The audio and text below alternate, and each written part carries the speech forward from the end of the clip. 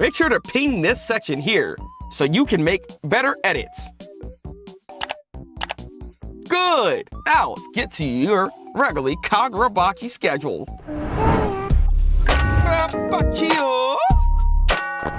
The gift passed down through the Soga lineage, usually foretold an impending national emergency. It can predict the time and place of an event, but the number of casualties, specific damage, or any other impact. Prophecies allow those in harm's way to evade death and to alter the outcome of the event. Oh, really? The upcoming meeting will be extremely hostile.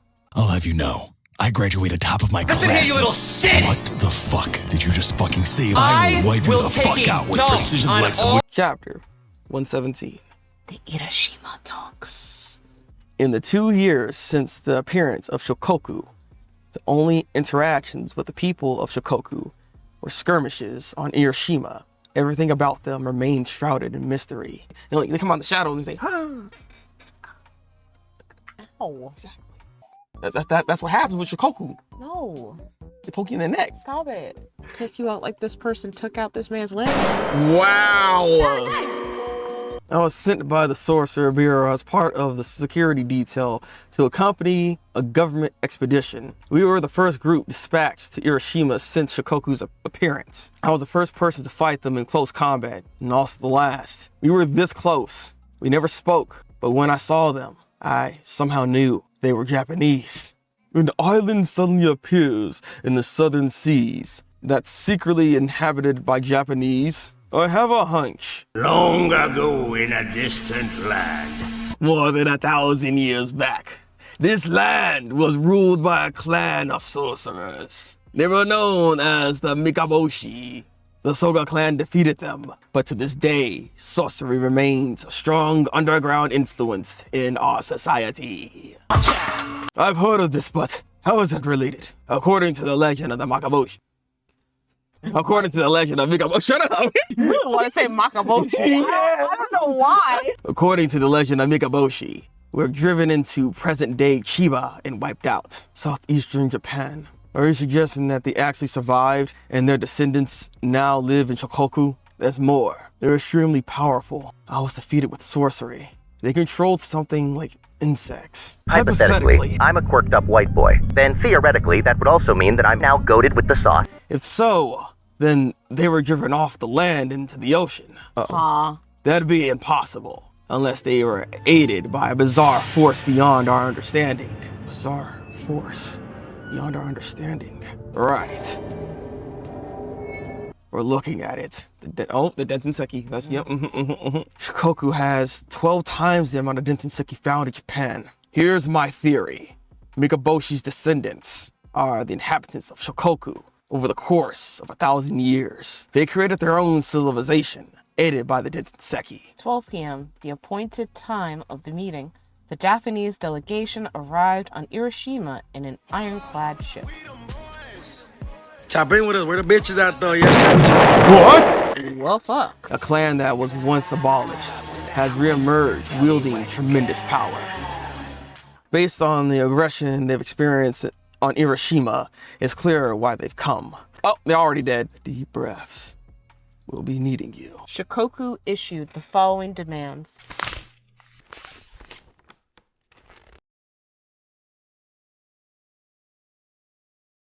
Bullshit! No wonder we fighting then. Like, Japan must hand over Hiroshima. Japan must relinquish the Dentenseki extracted from Hiroshima. Moreover, Japan must cede Shiba, Kanagawa, and Tokyo areas that could yield Dentenseki veins in the coming millennia. That's a lot of demand. yeah, buddy, what? That's preposterous! You couldn't possibly! I believe we made ourselves clear. No compromises. If you refuse, we will use force. 4 sorcerers were aboard the spirit energy-powered armored ship, the Haruma, which had been destroyed moments earlier. Hiroto Soga, Togo Shiba, Yoshinojo Soga, Shuji Mashiro. They were the smallest yet strongest squad selected by the Sorcery Bureau for the mission. At 12:02, the talks Sorry, they're all sitting down. And that one dude is kind of like, Oh, "Where you guys come from?"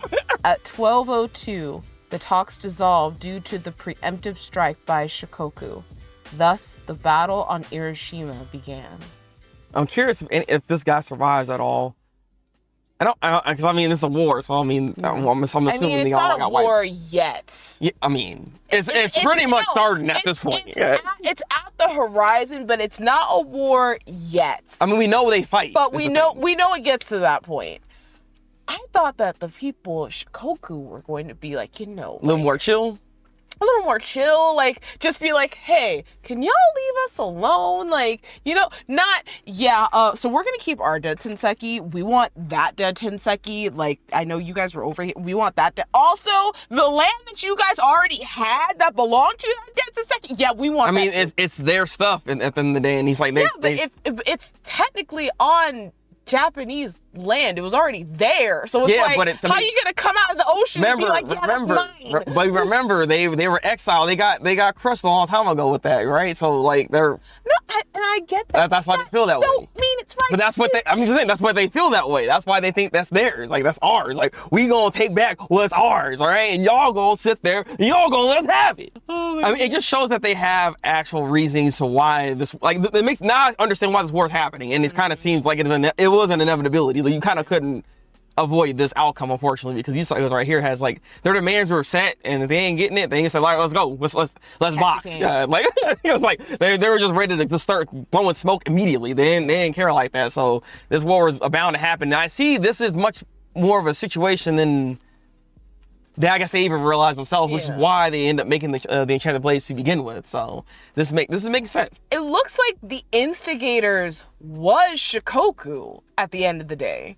Because all Japan was doing was that they were mining the Detenseki, and that they were just going on Hiroshima to get the Detenseki, and the Shikoku were just like, no. Yeah, bro, but that's a strong, powerful like material. This is like the same access to like freaking Wakanda, for instance, right? They got the vibranium over there, and it's like, come on, you think the Americans gonna sit there and not try to get some of that and try to take over? I know.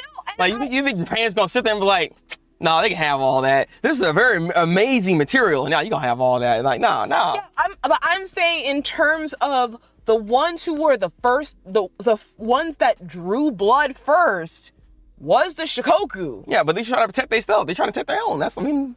But you don't have to kill to do that. I'm just trying to make the point, because like they both have a point to be made here, and there's a reason why they're hostile to begin with. But it's just I mean, they could obviously do better, right? But like, clearly they ain't thinking like that. I'm not saying that they shouldn't try to protect their, because it's just like the example that you were using with Wakanda. You don't see Wakanda, you didn't see freaking Black Panther just freaking killing Americans. Yeah, they were in hiding. No, they ain't even trying to be seen. Yeah, they were just like, yeah, we're just gonna create a barrier so y'all can leave us the fuck alone. So, I mean, it also doesn't help, because remember there were other talks in the early stages of the manga, and they were kind of like framing them in a way that they were kind of evil in a sense. Like, seeing hitting this right now through this viewpoint, I'm assuming through Shiba and everyone else, right? Like, it's not a good look for Shikoku, unfortunately, right? It does kind of show them as very aggressive people, you know? So it's like, bro, like, I guess the stuff was not lying. The people that were talking about this weren't lying about how aggressive they are, because like it's unfortunate. That's unfortunate, you know? Again, do better. So, Anna. Yeah. Boy, you give this chapter for Kagurabachi. I give it an 8. Okay, yeah, okay. I'll give it about 8 too. This is a good chapter. I enjoy this chapter. Like, a lot of talking going on here, but useful information, and just seeing how the breakdown of communication happened in this, and why this war pretty much happened. Like, bruh, like it was inevitability. But I'm liking what we're seeing so far, and like I said, it's just highlighting Shiba being the GOAT as he always is. Okay. And Shikoku, do better. Do better. All right. Well, what you can do better on is liking this video, okay? So like this video, subscribe to the channel, and also go over here to the twitch.tv/Thabreakmaster. Join in on the live discussion. You could be in the goddamn video. All right. Okay. Anna M, Thabreakmaster, we break out to war.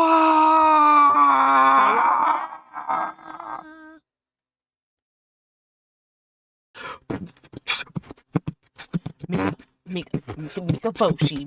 Mika Boshi.